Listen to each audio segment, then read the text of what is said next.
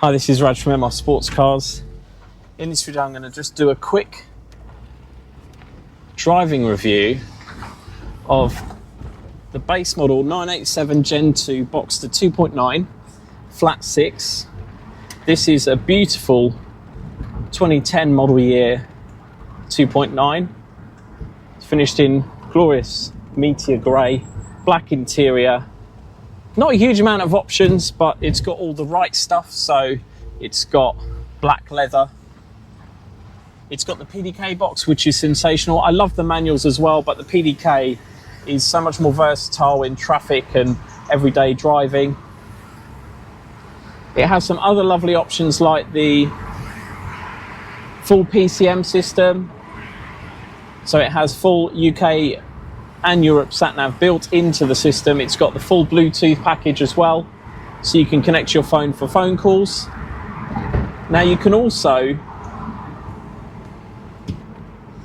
use that PCM system to add another motherboard to make it a full CarPlay system without changing the head unit. You just take the head unit apart, a specialist will, and then you can have it upgraded. But that's not the reason why I'm doing this review. I'm doing this review because these cars are absolutely sensational behind the wheel. So this is the last era with hydraulic steering.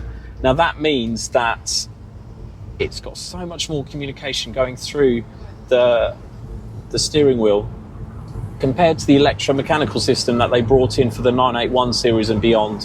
It also has the flat 6, so the flat 6s just sound like a Porsche. Even from startup, they just sound absolutely perfect. From 2015, 2016 onwards, they replaced the engine with a 4-cylinder turbocharged engine, apart from in the later 4-litre GTS models. So this is the era, the sweet spot, where you've got fantastic steering feel.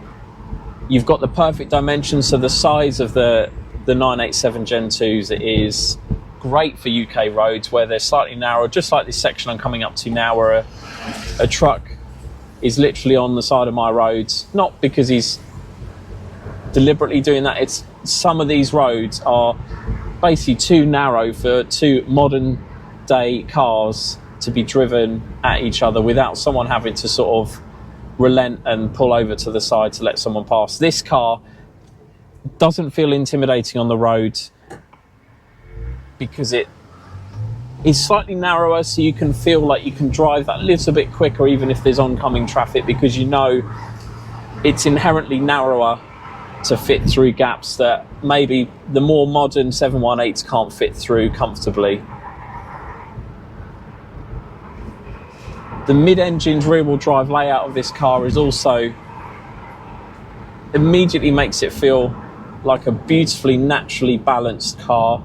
You don't feel like you have to sort of read the car to figure out where it is, how to drive it fast. You can just get in and drive. And that's the other thing, the versatility of how it can be driven. So driving style wise, you can drive at just like any other car at normal speeds and it still feel engaging. It doesn't feel at sea. And then when you want to put your foot down, it really does respond and perform and actually change how it drives in terms of it feeling even more engaging behind the wheel.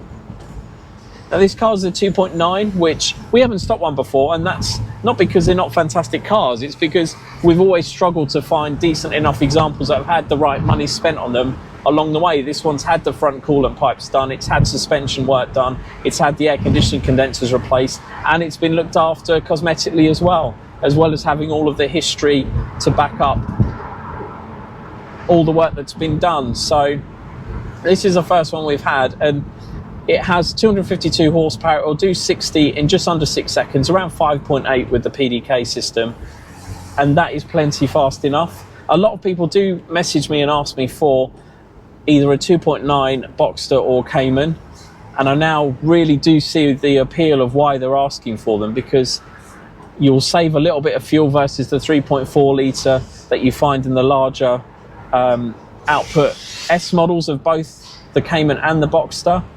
And it's got a little bit more responsiveness because it is a little bit lighter engine, smaller capacity.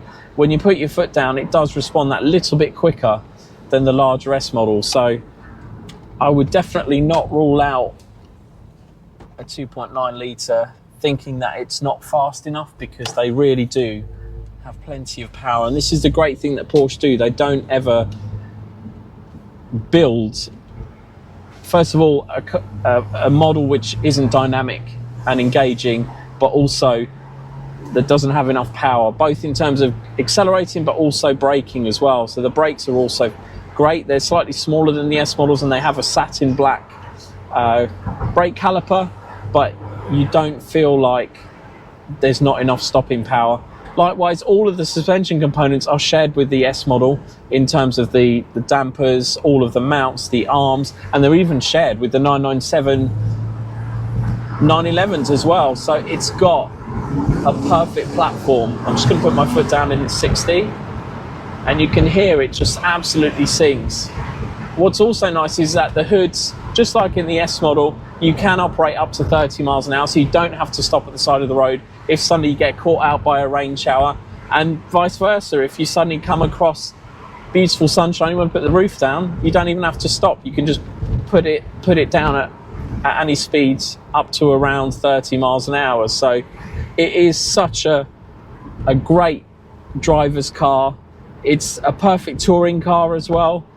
You can go on trips with two of you with plenty of luggage because you've got that front and rear boot.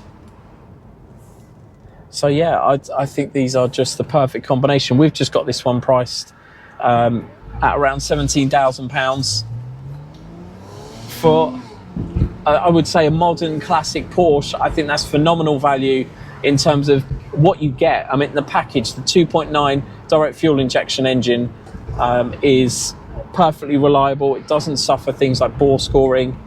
It doesn't have an IMS bearing that can fail. So provided you buy a good one, you can really have the real sweet spot of a simple, engaging sports car from one of the best brands in the business, and that is obviously Porsche, with all of its history of developing these sports cars since the late 50s. All of that knowledge, know-how, experience has gone into cars like this, so that they don't feel at sea when you're driving them at 10 tenths or even at 5 tenths. You just inherently know where it is. You know how it drives. Just even before you've even done a mile, you can sort of get used to how it will drive. And that's why, another reason why people love these cars is because they know that if they let a friend drive, if they let their partner drive for a trip, that they're not going to feel intimidated by it, because it is just so intuitive in everything. All of the controls are in the right place. I think these interiors have also aged very well, just like the styling on the exterior. They just feel perfectly in keeping with the era of the car, and it doesn't look dated in any way. It just looks elegant and styled well, without too many sort of additional wasted features that sort of like embellish the styling. I think it's perfectly proportioned, perfectly styled, and a future classic if they're not already classic already. Well, I hope you've enjoyed this video. It is just a little taster of what it is like, how I feel behind the wheel of one of these. Please do like and subscribe. Thank you for watching.